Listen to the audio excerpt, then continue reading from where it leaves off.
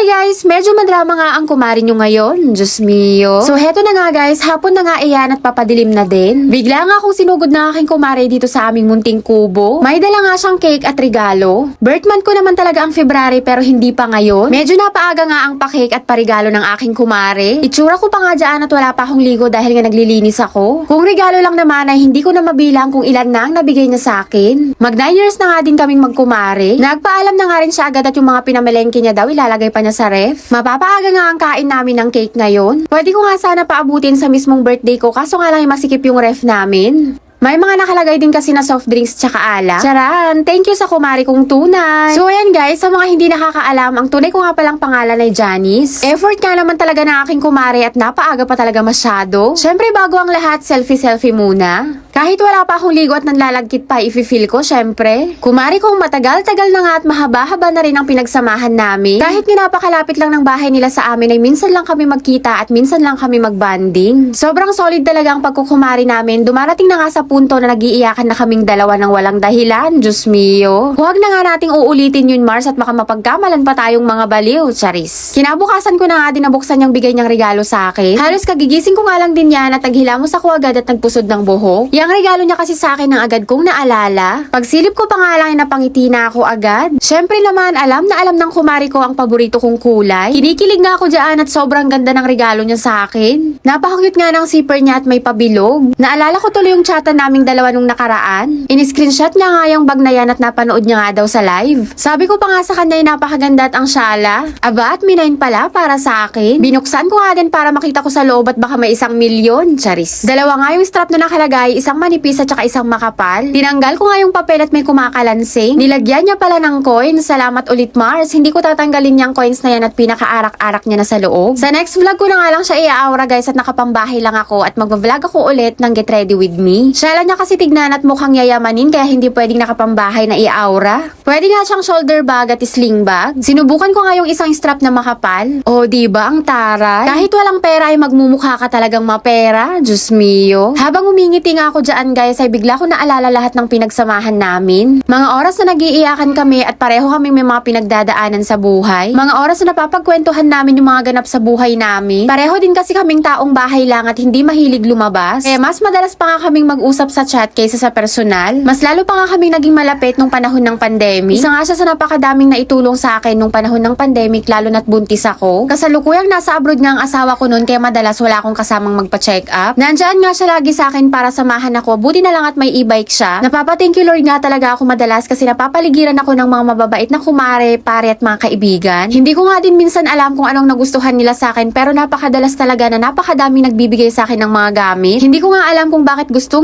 nila akong regaluhan. Thank you ulit Mars dahil mula simula hanggang ngayon ay lagi kang nakasupport sa akin. Lalo na sa aking pagva-vlog. Sorry na agad guys at medyo naging madrama ang buhay ko ngayon. Diyos mio. Nagyamanak. Bye-bye!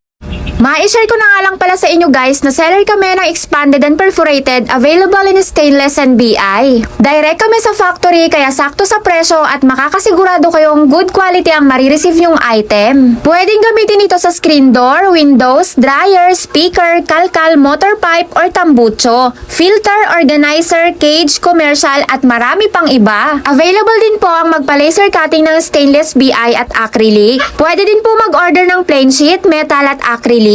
Pwede din po kayo magpakat ng laser cutting, engraving at bending. Available in different sizes. Customized cut is available din guys. High quality materials for a quality finish. Kaka-open lang po pala ng shop namin sa Shopee. Kaya guys, Bekheneman, order na. Para po sa unang 5 makakapag-check out sa shop namin sa Shopee ay makaka-receive po ng freebies. Kaya guys, link in my bio. Pwede din po kayong mag-direct PM sa akin para sa mas mabilis na transaction. Ilalagay ko na lang po yung cellphone number ko sa comment section.